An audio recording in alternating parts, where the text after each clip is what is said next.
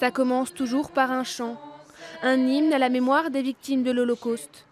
Et puis vient le temps des grands discours, celui des rescapés, des témoins, comme Claude Bloch, qui ne manque jamais un hommage, qui ne rate jamais une seule commémoration.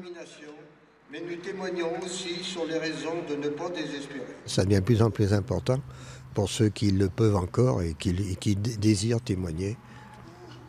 On est justement peu nombreux maintenant. Ayant été déporté à 15 ans, je suis dans les plus jeunes rescapés. Une cérémonie solennelle, peut-être parfois trop impersonnelle. Alors pour sensibiliser la jeunesse, pour perpétuer la mémoire, Claude Bloch n'hésite pas à témoigner. Une rencontre plus intime. Sans aucune note, il parle avec l'aisance de celui qui a l'habitude, avec pudeur et retenue, avec juste ce qu'il faut d'émotion pour captiver son auditoire. Ma mère revient seule, en pleurs.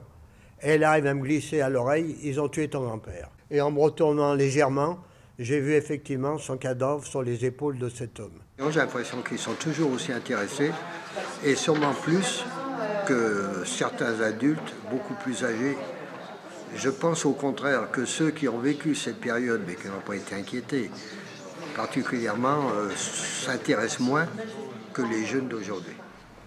Et puis subtilement, son témoignage se transforme en cours d'histoire. Le maréchal Pétain et son gouvernement publient la première loi anti-juive. Monsieur Bloch, il maîtrise parfaitement la chronologie, mais nous, ce qu'on fait en histoire, c'est quelque chose de très théorique, de général. Là, maintenant, on passe à l'histoire vécue du témoin. Il a vécu la chose et il sait comment ça s'est passé, alors que quelqu'un d'autre qui nous explique, on peut dire, il peut juste parler, mais c'est pas vrai. Claude Bloch raconte depuis 20 ans et continuera de raconter, dit-il, tant qu'il en aura encore la force.